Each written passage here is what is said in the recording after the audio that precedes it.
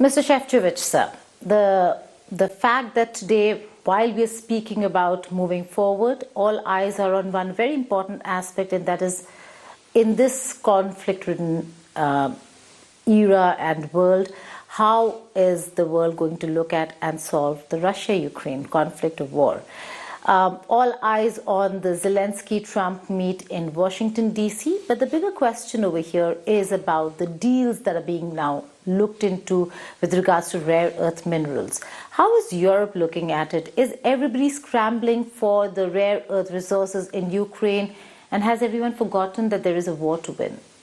I think we definitely don't, because European Union is in essence peace project. The European Union was created to make sure that we would never have war in Europe. And now we have two very serious military conflicts at our borders, one in Ukraine, another one in Gaza.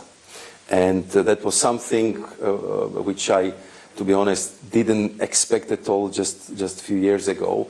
So for us, the peace is extremely important, and therefore we are supporting Ukraine with everything we have. We actually contributed much more than anybody else, financially, but also in military equipment.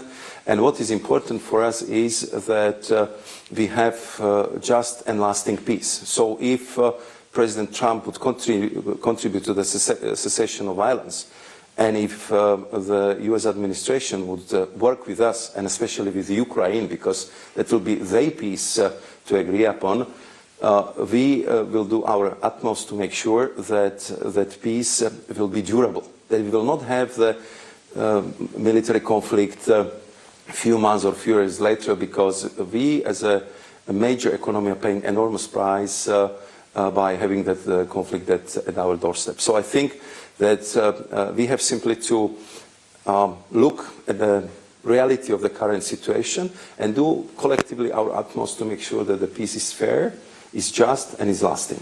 But at this point in time, it seems like the idea of there are no free lunches really is resounding. Trump is looking at the minerals, so is Europe. Are you also going to look at how you can best look at optimizing and exploiting the resources in Ukraine?